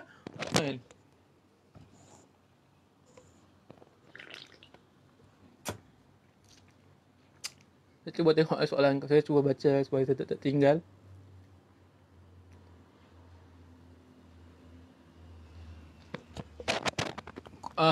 Amir Zarif, macam ahli masjid sibuk cantikkan masjid tapi tak nampak karya tengah sesak kehidupan, lapar, makanan tak ada, tak tabung mikir nak renovate pagar masjid. Betul, itu betul. Tapi tanpa menafikan, saya nampak ada ikhtiar lah sekarang, cuba buat food bank, semua ada. Memanglah susah, lambat, tapi ada. Dan kita tak boleh nafikan juga lah orang nak buat food bank kat masjid semua kan. Jadi ada masjid yang buat kerja, ada yang tak buat kerja. Susah. Maksudnya kita nak kata masjid semua tak guna, ada masjid yang buat kerja. Ada pusat zakat. Sebab saja COVID tu, pusat zakat dekat Kedah telah bagi bantuan. Jadi saya rasa kita kena adil lah. Okay.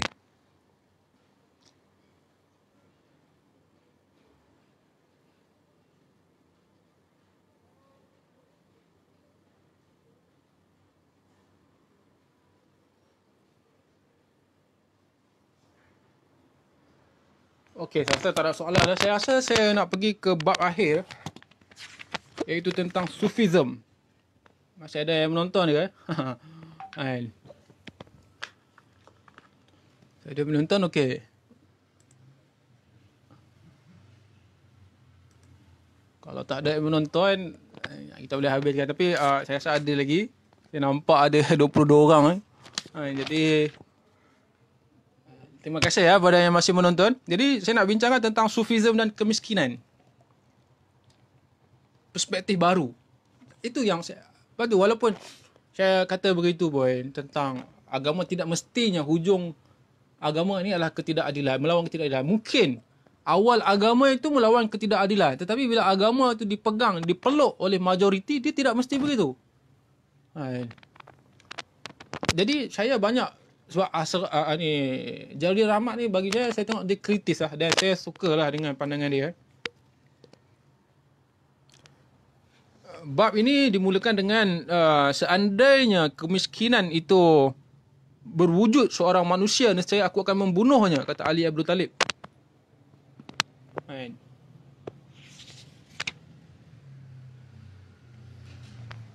Saya ingat saya ada tulis di Facebook sebelum ni tentang Facebook account lama.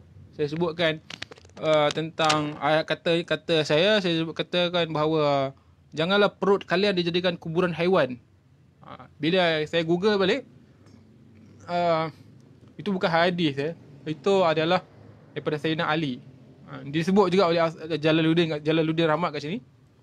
Jadi disebut ini maknanya jangan Ali ni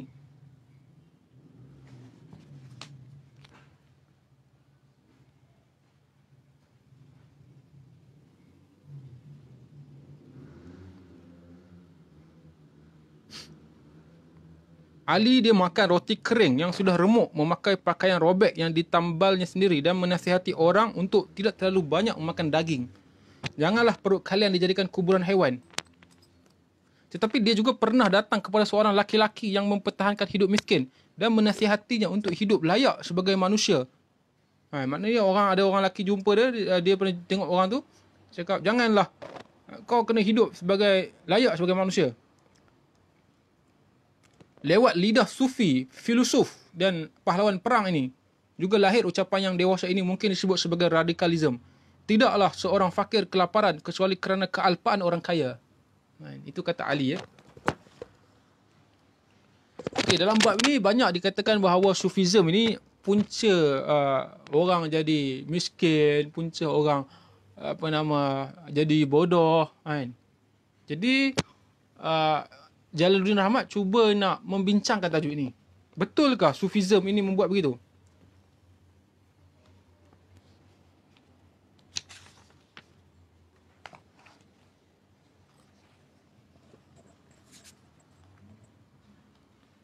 Betulkah Sufism penyebab kemiskinan?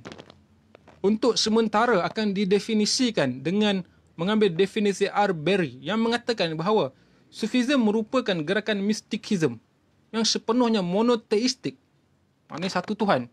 Kerana Sufism adalah mistikism, maka ia berusaha mencari pengetahuan dan kebahagiaan di balik yang material.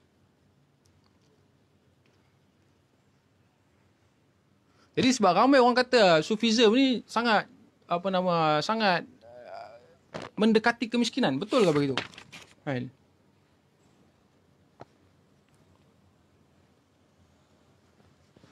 Okey, Jalaluddin mengatakan, okey, kalau kita tengok sejarah, Sufism justru tumbuh subur pada masa kerajaan Islam. Pada zaman Abbasiyah, ketika buku-buku Yunani diterjemahkan dan ketika universitas Islam tumbuh subur. Pada saat itu, maknanya pada masa Golden Age of Islam, Sufism yang dimaksudkan oleh sebagai ahli-ahli sufi yang hebat lah, bukanlah Sufism daripada zaman Nabi. Tapi sebab kalau orang kata Sufism ni mendorong kepada kemiskinan, kata Jalaluddin, Sufism tumbuh pada zaman Abbasiyah ketika buku-buku Yunani diterjemahkan. Pada masa itu, umat Islam mengenal bintang-bintang sufi yang terkenal, Al-Muhasibi, Zunnun Al-Misri, Abu Yazid Al-Bustami, Al-Junaid Al-Baghdadi, Ahmad Al-Kharaz, Al-Halaj dan sebagainya.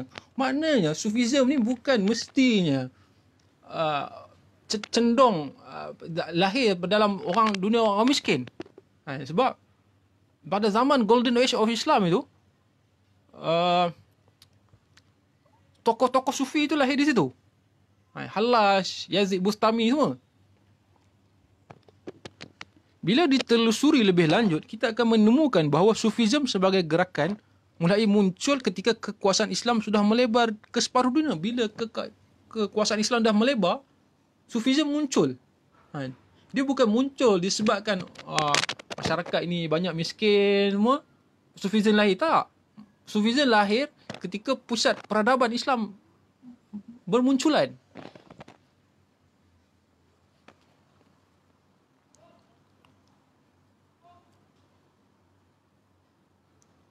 Kita akan menemukan bahawa Sufism sebagai gerakan mulai muncul ketika kekuasaan Islam sudah melebar ke separuh dunia.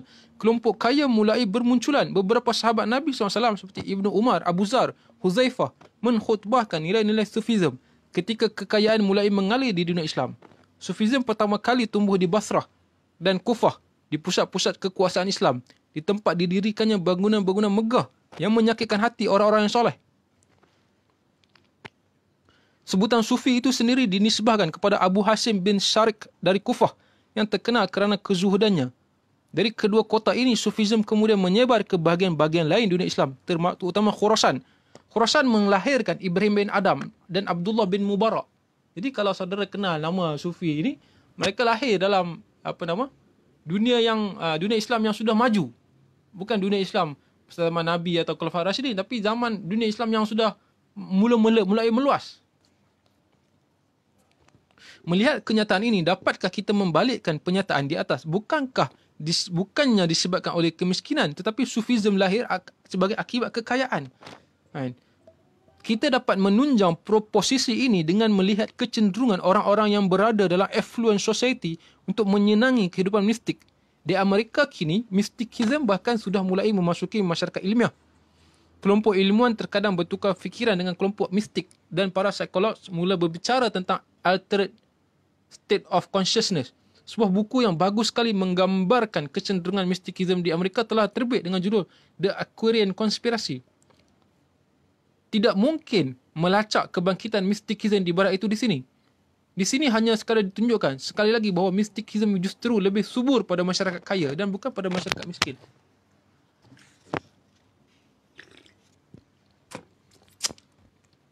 Sebab Sufism ni agak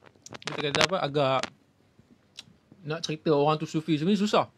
Tapi kalau saudara-saudara tengok, kita ambil lah yang agak hampir kepada mereka pun. Golongan-golongan habaib. Golongan-golongan habaib. Siapa yang mengelilingi mereka? Yang mengelilingi mereka adalah orang-orang yang berduit, yang kaya. Maksud dia, itu yang sebab sebab Habib ni ada unsur kesufian, ada unsur. Saya tak kata mereka ni sufi sepenuhnya, tapi ada unsur kesufian. Jadi kenapa orang-orang kaya berminat dengan geng Habib ni? Saya nampak kerana kebosanan mereka ni kan. Dah banyak duit ni, tak tahu nak buat apa dah. Duit ada berlonggo ni kan, tak tahu nak buat apa. Jadi Sufism itu bukan natijah daripada kemiskinan. Tapi kat kawasan orang kaya, tiba-tiba orang minat Habib. Jadi kalau saudara tengok sebelum ni, sebelum zaman Covid ni, malam Maulidur Rasul, malam apa benda lagi kan, yang ni Abdul join semua. Jadi yang mengelilingi geng Habib ni adalah golongan-golongan yang ada duit. Jadi kat situ kita boleh nampak bahawa kalau kita kata Sufism itu pro kepada kemiskinan ataupun lahir daripada kesan daripada kemiskinan, saya rasa itu tak berapa tepat. Betul ada orang Sufi miskin, tapi dalam masa yang sama kita tak boleh tolak juga bahawa Sufism tidak semestinya lahir daripada kemiskinan. Kerana ada orang kaya juga pergi ke Sufism.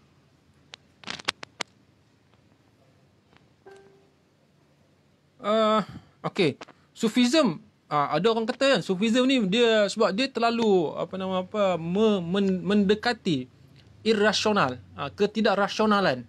Betulkah begitu? Betul ke Sufism ni semua terawang-awang ke langit? Kan? Okey. Mujah Jalaluddin Rahmat, secara logis, orang sering menyimpulkan bahawa irrasionalism akan membawa orang kepada kemandulan ilmiah. Saya belum sempat mengumpulkan bukti-bukti yang menunjang atau menolak logika ini. Di Barat, belakang ini bahkan beberapa pemenang hadiah Nobel adalah ilmuwan-ilmuwan yang sangat besar kecenderungan mistiknya. Okey. Dalam sejarah ilmu pengetahuan Islam, Al-Farabi adalah sufi yang brilian. Al-Farabi Al-Farabi adalah sufi yang brilian. Ia konon membaca buku fizika Aristotle 40 kali dan dianimanya Aristotle 200 kali. Ia menulis Ihya al-Ulum, buku sosiologi dan politik.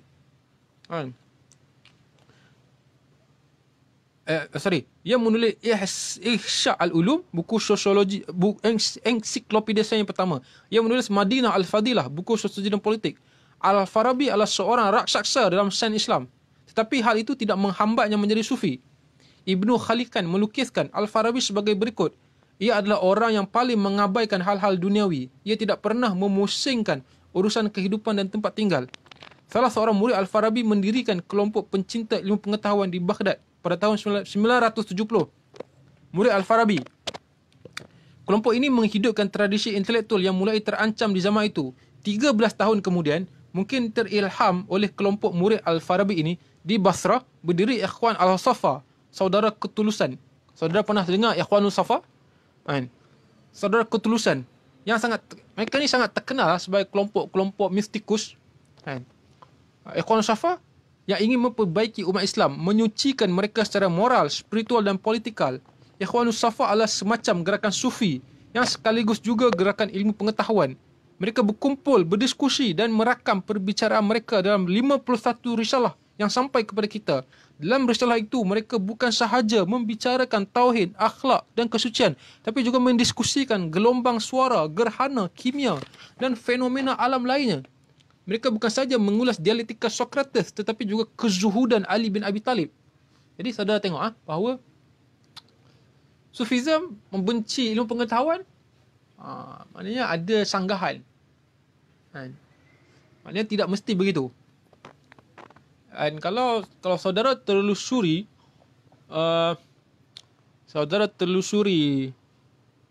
sejarah falsafah barat, ada satu orang bernama Pythagoras. Ada orang mengatakan dia ni nabi sebab dia buat falsafah, dia ada falsafah dia, matematik. Tak silap saya matematik lah dia punya bidang dia punya fokus dia. Dalam masa yang sama dia ada ritual dia. Ada benda ni tak boleh buat, benda ni begitu, benda ni begini. Jadi bukan semua ahli falsafah kalau di Yunani itu semuanya hiburan, stoikism, Epicurus saja, tapi ada yang praktis asketik. Adakah dia nabi? Kita tak pasti, tapi dia ada ritual-ritual dia. Cuba cari Pythagoras. Ini soalan berkaitan, saya cuba respon. Saya ada soalan satu, apabila Sufism dan Zuhud, adakah Sufism merupakan salah satu tingkat ketakwaan atau parameter keimanan? 3, kenapa Sufism tidak berapa dikenali disebut di Malaysia tapi di tengah-tengah? Adakah ia satu kelompok Hizbut Tabligh? Okey, satu. Kalau saya berdasarkan pembacaan saya Syafiq Salim. Terima kasih kerana tanya. Saya nampak zuhud ni adalah ciri Sufism. Dan kalau ikut istilah sebelum ni, ada orang katakan bahawa Nabi pun tak pernah kata dia Sufi. Sama dengan Khulafa' Ar-Rasyidin, tapi zuhud tu ada. Tapi kalau saya tengok pun saya nampak zuhud tu antara ciri besar Sufi lah. Mungkin saudara tak masukkan juga kat sini perkataan tarikat. Tarikat tu satu hal juga, tapi ada tarikat. Nanti saya akan baca juga pasal kelompok tarikat. Nanti saya akan baca pasal kelompok tarikat. Tapi Sufism ni dia tidak semestinya ramai. Saudara seorang diri pun boleh buat benda ni kan. Yang saya baca begitulah. Kan. Sama juga dengan zuhud. Tapi kalau macam tarikat ni, tarikat lebih boleh dibezakan dengan sufism dan zuhud. Kan. Dan tarikat ni dia banyak tarikat. Dia bersifat komunal, bersifat kolektif. Dan juga amalan-amalan dia lain juga daripada norma orang Islam biasa. Sebab saya susah juga nak bezakan sufism dan zuhud ini. Sebab saya nampak sufism dan zuhud ini dia berkaitan. Dan zuhud adalah elemen besar bagi sufism. Cuma mungkin ada ciri lain dalam sufism tentang irasional, tentang mistikal. Dalam mistikalnya melampau. Dan, okey.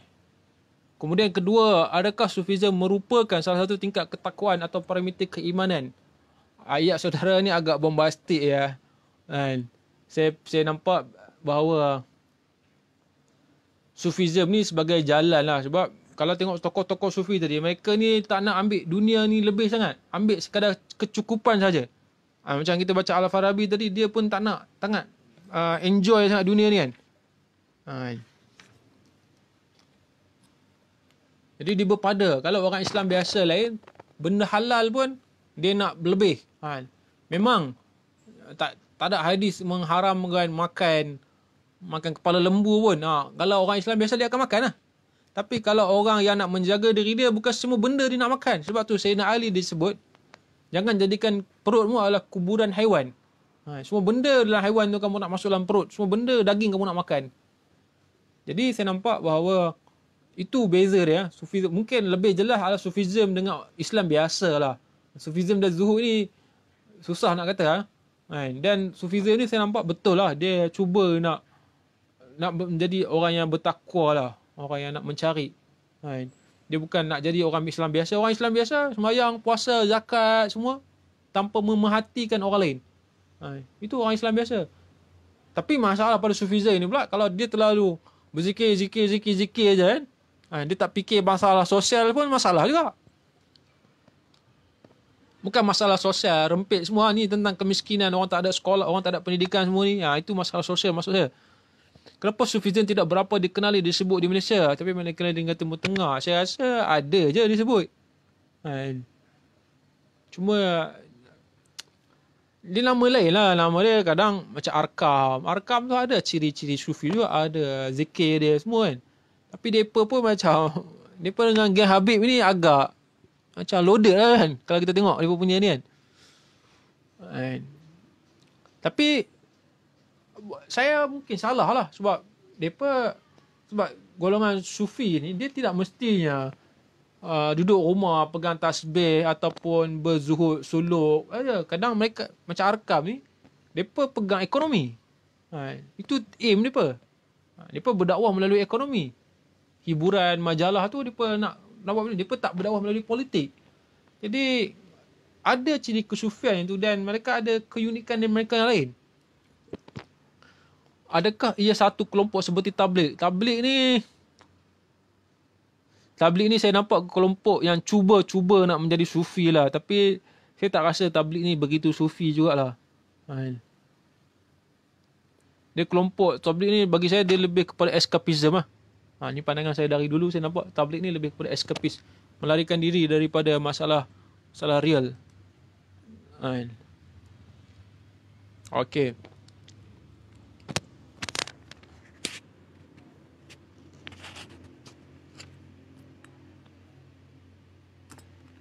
Baik, ada yang mengatakan sufism mengabaikan kehidupan. Hal yang paling menonjol dalam argumentasi yang menentang sufism adalah uzlah yang dianggap ciri khas sufism. Sufism menjauhi dunia, mati sebelum mati. Hidup di langit sambil menginjak bumi. Seorang bekas Syekh Al-Azhar, Abdul Halim Mahmud, memberikan bukti-bukti bahawa beberapa orang sufi adalah pedagang-pedagang yang aktif dan cukup sukses. Maknanya betul. Kalau saudara tengok macam Arkam tadi, kan? Arkam, kalau dia kata dia sufi, dia ada aurat Muhammadiyah, kenapa dia pun sangat kaya kan? Dia pun bukan merompak, mencuri ke apa, dia pun buat bisnes. Maknanya sufi, dia boleh ada duit. Boleh buat gerakan yang kaya. Kan? Mereka jatuh sebab Mahathir jatuhkan dia apa? Kan? Bukan sebab mereka sendiri. Ya, dia macam secara aurat, dia pun ada zikir-zikir mereka. Yang maknanya tidaklah membuat mereka ni membuang dunia begitu.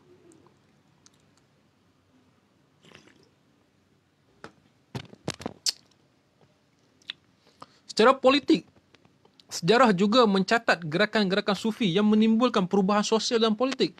Dari Khurasan, gerakan sufi telah menimbulkan pemberontakan yang menumbangkan dinasti Umayyah dan menegakkan dinasti Abbasiyah. Gerakan Imam Mahdi di Sudan yang memporak-porandakan pasukan Jeneral Gordon, juga gerakan sufi. Gerakan Sanusiyah di Afrika Utara adalah gerakan pembaharu sosial yang sangat sufi. Begitu juga Ikhwanul Muslimin di Mesir. Ikhwanul Muslimin di Mesir sebenarnya asas dia ada unsur kesufian ya. Sebab Hasan al-Banna ni dia ada maksurat. Wirid-wirid dia, apa tu ciri-ciri sufi ni, dia ada wirid-wirid dia ada amalan-amalan dia. Walaupun dia ada unsur kesalafian ya, tapi Hasan al-Banna tu sendiri dia ada praktis-praktis kesufian. Ikhwanul Muslimin di Mesir didirikan Hasan al-Banna. Sartono, ahli sejarah Indonesia, mencatat bahawa gerakan-gerakan protes di pendesaan di Jawa diwarnai oleh sufism.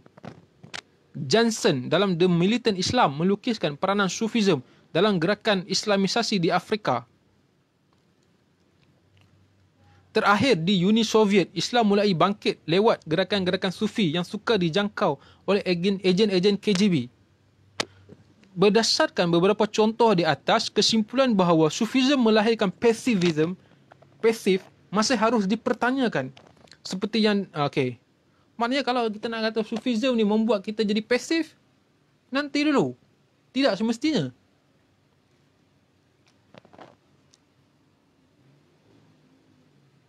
Okey, kalau saudara Syafiq Salim masih menonton, kat sini ada perbahasan tentang apa yang saudara cuba cakap tadi. Pasal zuhud ya. Kan?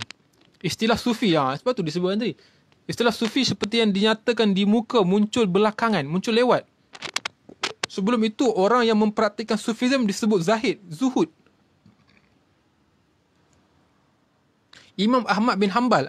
Imam Ahmad bin Hanbal ni adalah Imam Ahli Sunnah fiqh yang akhir. Yang agak kita kata dia agak apa? Dia agak literal kan. Dan banyaknya Wahabi Salafi dia akan pergi ke Imam Ahmad Hanbal kan. Tapi Imam Ahmad Hanbal ni sebab jarang ada orang rujukkan dia kepada Wahabi, tapi sebab dia masih dalam keluarga sunnah yang luas, tapi selalu kalau Wahabi ni orang lebih kepada Muhammad Abdul Wahab dengan Ibn Taymiyah. Tapi idea literalis ada juga pada Imam Ahmad Hanbal. Tapi Imam Ahmad Hanbal ni walaupun dia terkenal sebagai faqih yang agak formalistis, menulis akhbar dan asar yang menunjukkan sufism dengan judul Kitab Az-Zuhud. Imam Ahmad pun tulis buku pasal zuhud. Zuhud, menurut Jalaluddin Jalud, zuhud bukan asketism dalam artian keadaan atau corak kehidupan yang dijalani oleh orang yang menolak masalah-masalah duniawi atau mazhab pemikiran yang meletakkan semua tekanan pada segi-segi rohani dan moral dan sepenuhnya mengabaikan segi-segi bendawi kehidupan manusia. Tapi zuhud adalah asketism dalam artian kehidupan sederhana berdasarkan motif keagamaan. Jadi kalau sekarang ni orang dengan minimalis kan, tapi dulu pun ada je istilahnya zahid, zuhud. Orang sekarang dengan hidup rumah tak ada benda kan. Tapi saya nampak orang tertiru-tiru tu lebih kepada fashion. Apa Mak Saleh buat, apa orang Jepun buat, kita tiru kan. Sedangkan dalam tradisi Islam pun ada je idea benda tu kan. Ini yang masalah kita kan. Kita suka tertiru-tiru orang lain tanpa nak cari kan. Ataupun kita nak open terhadap, yalah bukan setakat open terhadap benda luar, tapi daripada dalam kita sendiri kan. Ada tak zuhud kan? Ada. Imam Ahmad menyebutkan 3 tahap zuhud. Meninggalkan segala yang haram, zuhud yang orang awam. Meninggalkan haram ni zuhud orang awam. Meninggalkan hal-hal yang berlebihan dalam perkara yang halal, zuhud orang khawas.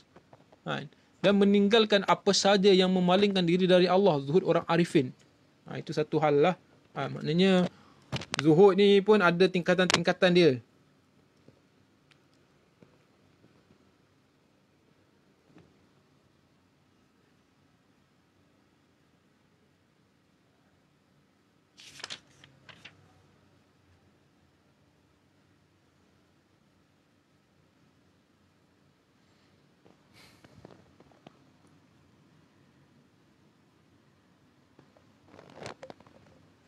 ada beberapa kelompok lain kan, bukan Islam, yang ada praktis zuhud. Mungkin lepas ni saudara boleh Google kan. Pirish menemukan bahawa di India, orang-orang Sikh berhasil merebut posisi ekonomis yang menguntungkan kerana ajaran Sikh menggabungkan kerja keras dan kesederhanaan. Nevaska pernah meneliti keberhasilan kaum Quaker, satu kaum di Amerika, kaum Quaker Quaker Quaker di Amerika, dan kaum Jain di India. Kedua kelompok beragama ini mempunyai 4 nilai yang sama: pacifism, zuhud, kejujuran dan berusaha secara halal, fair dealing. Mereka melarang membelanjakan kekayaan untuk sekadar pamer, display atau kemewahan.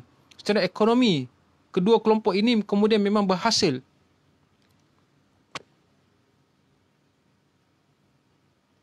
Ada satu lagi pengkaji namanya Gus melihat pada kelompok santri di Jawa kecenderungan untuk gemi, berpakaian sederhana, menghindari upacara mewah dan bekerja keras.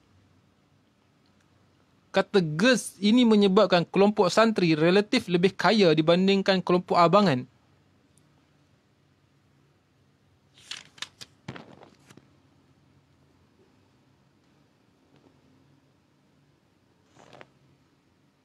Jadi saya rasa kat situ je lah kan, kat situ je.